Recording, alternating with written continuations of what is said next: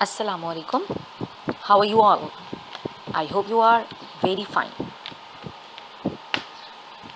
The topic I come up with that is related to listening skill.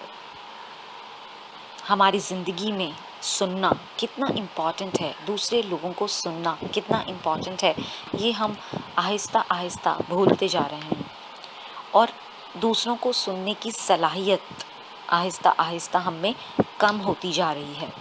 इस पर एक नज़म मैं आपसे शेयर करना चाहूँगी ताकि हमें अंदाज़ा हो सके कि listening how much important it is.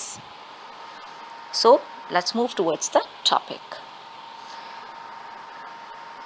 जब मैं तुमसे कहती हूँ कि मुझे सुनो और तुम मुझे मशवरा देना शुरू कर देते हो, तो तुमने वो नहीं किया जो मैंने तुमसे कहा।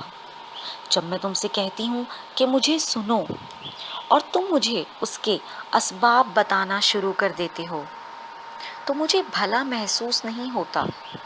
तुम मेरे एहसासात को कुचल रहे हो। जब मैं तुमसे कहती हूँ कि मुझे सुनो और तुम महसूस करते हो कि तुम्हें कुछ करना है मेरे मसाइल को हल करने के लिए, तुमने मुझे नाकाम कर दिया।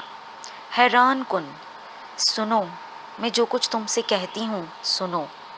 न कुछ कहो न कुछ करो, बस मुझे सुनो।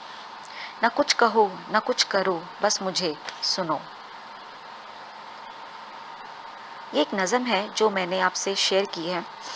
ये कामयाबी डाइजेस्ट की किताब 7 हैबिट्स ऑफ टीन एजर्स, 7 आदतें कामयाब नौजवान, इस किताब से ली है मैंने और मुझे ये बहुत ही ज़बरदस्त लगी, इसी मैंने सोचा कि आपके साथ भी इसे शेयर किया जाए।